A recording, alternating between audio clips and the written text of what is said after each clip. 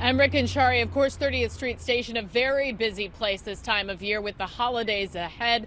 Of course, that derailment in Washington of concern to passengers today. Many also couldn't help but think of the train derailment of Amtrak Train 188 just 2.5 years ago in May of 2015. We spoke with an attorney who represented many of those passengers. He tells us he has a good guess as to what caused today's derailment. Robert Mongeluzzi represented 34 passengers on board Amtrak Train 188. On May 12, 2015, the Northeast Regional train derailed in the Port Richmond section of the city, with 238 passengers on board.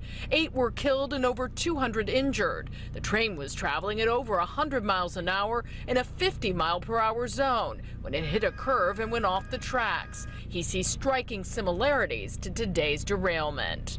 The first thing that you think about when a train derails on a curve is it was going too fast.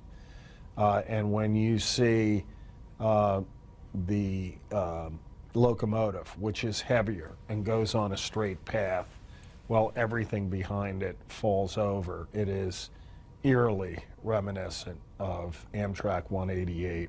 The NTSB found that the Philadelphia derailment could have been prevented by positive train control, a computerized speed limiting system. The safety measure is not in place nationwide and reportedly was not being used on the rails the Washington train was traveling. Well, they clearly haven't learned.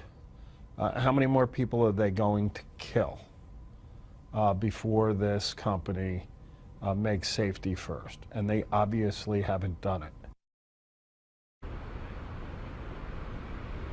Amtrak CEO confirmed in a conference call this afternoon that positive train control was not being used on the stretch of track where the Washington train derailed today. The private owner of that rail says it is installed there, but that does not necessarily mean that it was activated.